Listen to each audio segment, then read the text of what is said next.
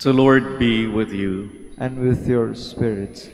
A reading from the Holy Gospel according to Luke. Glory to you, O Lord. Jesus said to his disciples, "The Son of Man must suffer greatly and be rejected by the elders, the chief priests, and the scribes, and be killed, and on the third day be raised." Then he said to all, "If anyone wishes to come after me, he must deny himself and take up his cross daily and follow me. For whoever wishes to save his life will lose it, but whoever loses his life for my sake will save it. What profit is there for one to gain the whole world, yet lose or forfeit himself?" My dear sisters and brothers, the Gospel of the Lord. Praise to you, Lord Jesus Christ. Please be seated.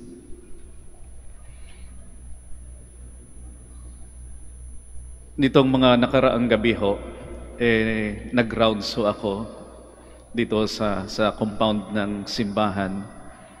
At madalas ho kapag nag-iikot ho ako, lalo na paggabi, kasama ko yung gwardiya. At minsan ho nag-iikot ako, may kasama kong gwardiya. Nag-uusap-usap din, nagkakwentuhan. At bigla na lang hong tinanong ako ng guard na kasama ko, "Father, mahirap ho ba yung buhay pare?" Paminsan-minsan ho nakakatanggap ho ako o kaming mga pare ho ng ganong tanong, lalong-lalo na sa mga bagong kakilala. No? Madalas ay nagtatanong, "Father, mahirap ho ba yung buhay pare?" Isang classic na tanong at madalas i-classic din ho yung sagot ko.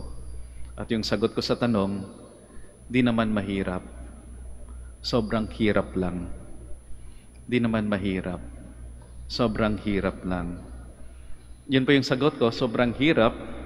Kasi ho, napapansin ko na tila mataas ho yung requirements o mataas yung expectations ng mga tao. Lalong-lalo na ho siguro sa mga pare. Ano po yung mga requirements na yon or expectations para sa akin? Top 3. Yung unang expectation, mataas na expectation o mataas na requirement, una po, kailangan yung pare gwapo. Kapag gwapo yung pare, marami ho yung magsisimba sa misa niya.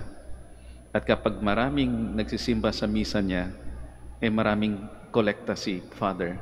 At tiyag busog si Father.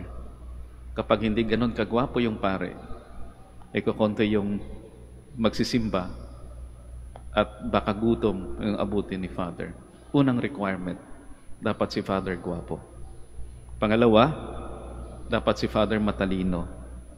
Bakit? Ang dami hong tanong yung mga tao. At yung tanong ay anything under the sun, na minsan ay parang napapansin ko nga na parang hindi yata para sa akin yung tanong. Minsan may isang lumapit sa akin at nag-share, parang nagpaka-counseling. Yung tanong niya, "Father, ano po yung gagawin ko? Matagal na ho kaming hindi nagsasama ng asawa ko sa iisang bubong." Hindi ko sinagot yung tanong niya. Mukhang hindi para sa akin yung tanong na yon. Tumahimik na lang ho ako. Wala akong masagot. Pero kung sinagot ko, nasa isip ko, ito yung sagot ko. Balay ko ho ba? Kaya ako nagpare at walang asawa. Pangalawang requirement, kailangan si Father matalino. Kasi, ang daming tanong ng mga tao. At yung pangatlong requirement, dapat si Father mabait. Bawal magalit. Bawal magtaray.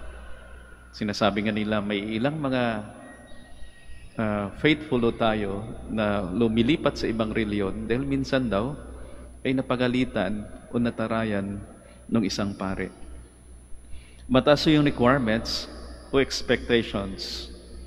At napapansin ko ho na tila nagkukulang din ho naman ako sa requirements o mga expectations na to.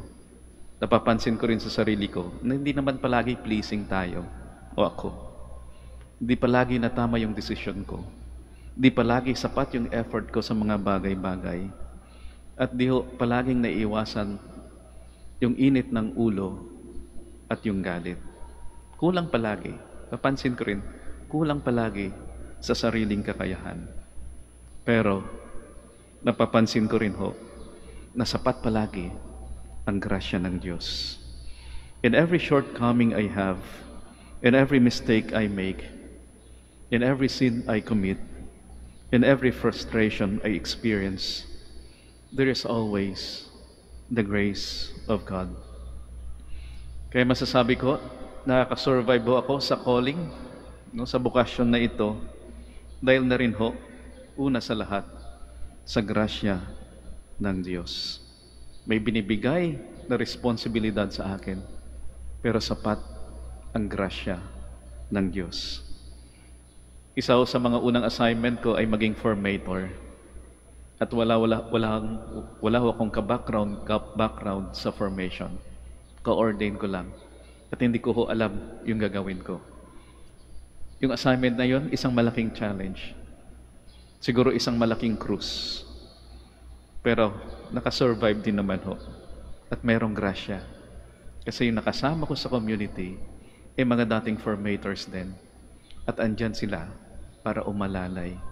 Andyan sila para gumabay. Grasya ng Diyos. At isa rin sa mga malaki kong naging assignment ay maging superior. Sa isang community nga, ako yung superior, pero ako yung pinakabata. Isang malaking challenge din. Malaking cruise. Pero may grasya ang Diyos. Yung kasama ko sa community, mga dating superiors din. Again, handang umalalay, handang gumabay. Ganoon naman ho talaga yung buhay natin. Andyan ho yung mga challenges. Andyan ho yung mga crosses natin sa buhay. At andyan din ho palagi ang grasya ng Diyos. Kaya magandang itanong ho sa ating sarili, ano ho ba yung mga responsibilidad natin sa buhay? Bilang isang asawa, bilang isang magulang, ano yung mga responsibilidad o challenges ho natin sa ating trabaho? At marahil napapansin din ho natin yung mga matataas na requirements. Di ho ba? Akala nyo sa amin lang yung requirements na yun? No? Sa labas ng kumbento, yun din yun kaya yung requirements. Dapat pleasing din ho tayo. Guwapo o maganda, matalino, mabait. Kung tutuusin, pareho lang din ho tayo sa mga challenges na yan. Pareho lang ho tayo sa mga requirements na yan. Pareho lang ho tayo sa mga expectations na yan. At marahil nakikita din ho natin yung mga challenges na yan, no? Yung mga krus na yan, na sobrang hirap, o mabigat na krus, na marahil hindi ho natin kakayanin sa sariling lakas. Pero sa tuwing nakikita ho natin yung mga requirements na yan, yung mga krus na yan, yung tinatawag tayo ng ating Panginoon na pasanin ang krus na yan, ay sana nakikita din ho natin yung presensya ng Diyos. Nakikita din ho natin, naramdaman din ho natin ang grasya ng Diyos. At nakikita din ho natin na sapat palagi ang grasya ng Diyos. Tinatawag tayo ng Diyos, ng ating Panginoon, na pasanin yung ating mga krus. Pero sana makita din ho natin yung grasya niya ay palaging suma sa atin.